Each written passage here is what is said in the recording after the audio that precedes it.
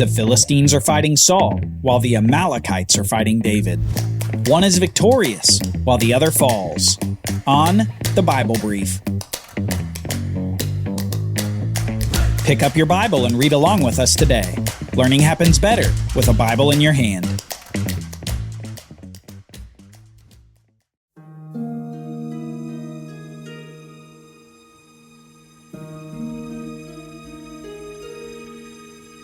David had been on the march with the Philistine army, marching as they approached the valley that Saul had been overlooking. David was probably getting more concerned by the minute that he might have to actually go up in battle against his fellow Israelites. He was trying to find some way to escape this pressing situation. But Yahweh was working, and in this case, he's working through the suspicion of the Philistines. Out of the blue, David is called into the presence of the Philistine king, and Achish tells him news that he must have been relieved to hear. Achish says that his other commanders have demanded that David not go up with them into battle. They fear that despite David's apparent loyalty to Achish, that he will betray them in a moment to try to regain the favor of King Saul. These commanders had heard that song in Israel that was sung, "Saul has struck his thousands, and David his 10,000s." And these men didn't want to be on the wrong end of David's successful sword. So Achish relieves David and his men from their duties, while the Philistine army continues its march to the valley. Soon they will meet Saul in battle, a foolish king rejected by God and reduced by his fear. Free from his obligation to Achish, David journeys with his 600 men back to the city of Ziklag in the southern part of the land of Canaan. Ziklag is David's little oasis of his rule in the midst of Philistine territory. And no doubt David's men were looking forward to seeing their wives and children back at home base. However, as they approach the city, they don't hear the children laughing or the babies crying. No one runs out to embrace them. As they come closer, they see that the city has been burned to a crisp. We read this in 1 Samuel chapter 30. Now when David and his men came to Ziklag on the third day, the Amalekites had made a raid against the Negeb and against Ziklag. They had overcome Ziklag and burned it with fire, and taken captive the women and all who were in it, both small and great. They killed no one, but carried them off and went their way. And when David and his men came to the city, they found it burned with fire, and their wives and sons and daughters taken captive. Then David and the people who were with him raised their voices and wept until they had no more strength to weep. David's 2 wives had also been taken. And David was greatly distressed, for the people spoke of stoning him, because all the people were bitter in soul, each for his sons and daughters. But David strengthened himself in Yahweh his God.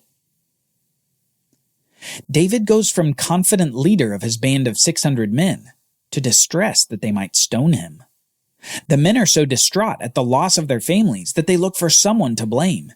And David, the man who brought them to this Philistine land and who had taken the men up to battle with him, well, he was the easy target of their ire. Yet we read that David strengthened himself in Yahweh his God.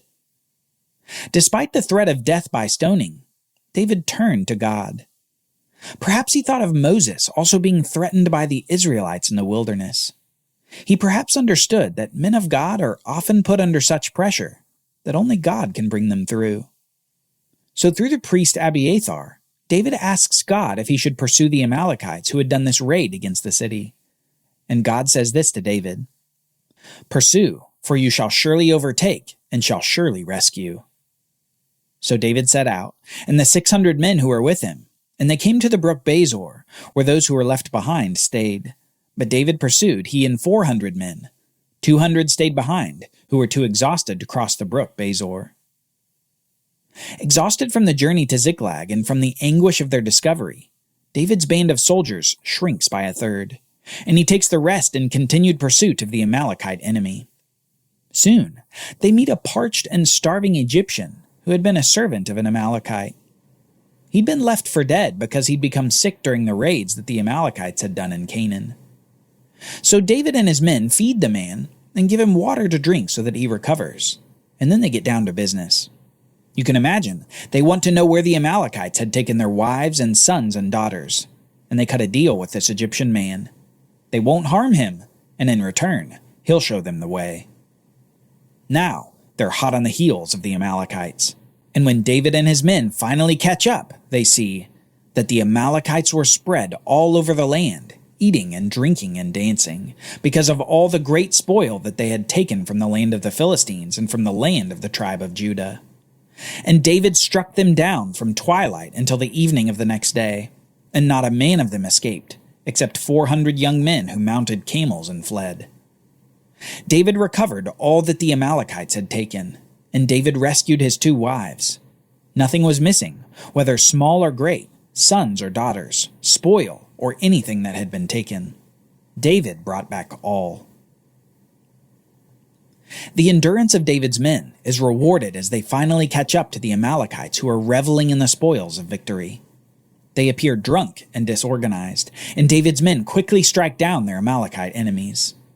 Miraculously, David and his men recover every single good and every single person who had been removed from the city of Ziklag, along with spoil from their enemies' other aggressions. After this battle with the Amalekites, the men must have felt an incredible joy, mixed with a measure of whiplash. They had begun their journey thinking that they would all be going against their fellow Israelites in battle. Then upon the Philistine release, they came to Ziklag to discover the city destroyed with all their families taken captive. Joy at leaving the battle with the Philistines was replaced with anger at David and weeping for their families. Yet now, after pursuing the kidnappers, their joy returned as they embraced their wives and children, whom they thought they may have lost forever. This wild few days ends in Ziklag, as David and his men begin picking up the pieces of their burned city. About 80 miles north, however, a new development has occurred in the war between Philistia and Israel. A development foretold by Samuel from beyond the grave. Saul's fears become a reality. We read this in 1 Samuel chapter 31. Now the Philistines were fighting against Israel, and the men of Israel fled before the Philistines and fell slain on Mount Gilboa. The Philistines overtook Saul and his sons, and the Philistines struck down Jonathan and Abinadab and Malchishua, the sons of Saul. And the battle pressed hard against Saul, and the archers found him, and he was badly wounded by the archers. Then Saul said to his armor-bearer, "Draw your sword and thrust me through with it, lest these uncircumcised come and thrust me through and mistreat me." But his armor-bearer would not, for he feared greatly. Therefore Saul took his own sword and fell upon it. And when his armor-bearer saw that Saul was dead, he also fell upon his sword and died with him. Thus Saul died, and his 3 sons, and his armor-bearer, and all his men, on the same day together. Saul is dead. 3 of Saul's sons are dead, and Israel has been defeated by the Philistines. Just as Samuel had said, so it came to pass. God had rejected Saul for disobeying his command to destroy the Amalekites, and for his disobedience and continued rebellion against God, Saul finally met his end. What could have been a family dynasty was destroyed by the disobedience of the ruler of Israel. Saul's life ends in suicide. But 80 miles south in Ziklag, David doesn't hear about this development until 3 days later, and he finds out from perhaps the most unlikely person. We read this in 2 Samuel chapter 1. On the 3rd day, behold, a man came from Saul's camp, and with his clothes torn and dirt on his head. And when he came to David, he fell to the ground and paid homage. David said to him, "Where do you come from?" And he said to him, "I have escaped from the camp of Israel." And David said to him, "How did the battle go? Tell me." And he answered, "The people fled from the battle, and also many of the people have fallen and are dead. And Saul and his son Jonathan are also dead." Then David said to the young man, "How do you know that Saul and his son Jonathan are dead?" This news from the apparent battle escapee surely hit David like a train. But before he lets himself believe it, he wants to make sure that this man isn't ill-informed himself. He asks a question to the man, and what comes from the man is a rather dubious story with rather convincing evidence. The young man said, "By chance I happened to be on Mount Gilboa, and there was Saul leaning upon his spear. And behold, the chariots and the horsemen were close upon him. And when he looked behind him, he saw me and called to me. And I answered, 'Here I am.' And he said to me, 'Who are you?' And I answered him, 'I am an Amalekite.' And he said to me, 'Stand beside me and kill me, for anguish has seized me, yet my life still lingers.' So I stood beside him and killed him, because I was sure that he could not live after he had fallen. And I took the crown that was on his head and the armlet that was on his arm, and I have brought them here to my Lord." This Amalekite would have David believe that he just happened to be in the middle of a war zone on Mount Gilboa, and he just came upon Saul, who wasn't quite dead. Saul then apparently told this Amalekite to strike him through to put him out of his misery. And after obeying Saul, the Amalekite apparently stripped him of the signs of kingship, his crown and his armlet, to bring them down to Ziklag to see David. Though there may be elements of truth in this Amalekite's story, far more likely is that the Amalekite thinks he can curry favor with the coming king by being the one to slay David's kingdom adversary. Little does this man know that David is a man after God's heart, a man who wouldn't dare kill Saul, even when he had the chance. We read this. "Then David took hold of his clothes and tore them, and so did all the men who were with him, and they mourned and wept and fasted until evening for Saul and for Jonathan his son, and for the people of the Lord, and for the house of Israel, because they had fallen by the sword. And David said to the young man, 'Where do you come from?' And he answered, 'I am the son of a sojourner, an Amalekite.' And David said to him, 'How is it that you were not afraid to put out your hand to destroy the Lord's anointed?' Then David called one of his young men and said, 'Go, execute him.' And he struck the Amalekite down so that he died. And David said to him, 'Your blood be on your own head, for your mouth has testified against you, saying, I have killed the Lord's anointed.'" Saul had been elevated from the least reputable tribe and the least liked city in all of Israel. He was from Benjamin. He was from Gibeah. Yet he'd been elevated by God, anointed by Samuel, and empowered by the Spirit of God as the first king of Israel. He'd been elevated, but his disobedience was his downfall. As king, he forgot that he was still subject to a greater king, the King of heaven, God himself.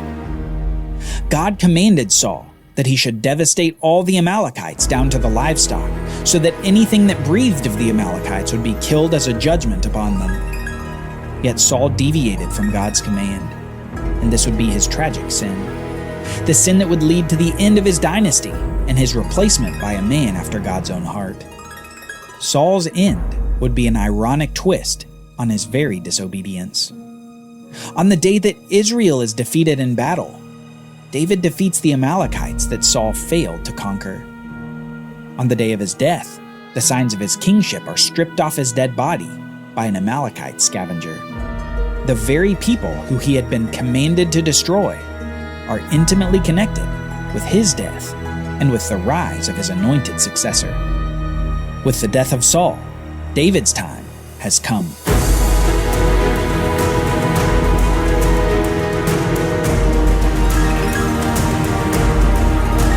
Join us next time as war breaks out in Israel. David's dynasty rises, but Saul's dynasty won't end without a fight.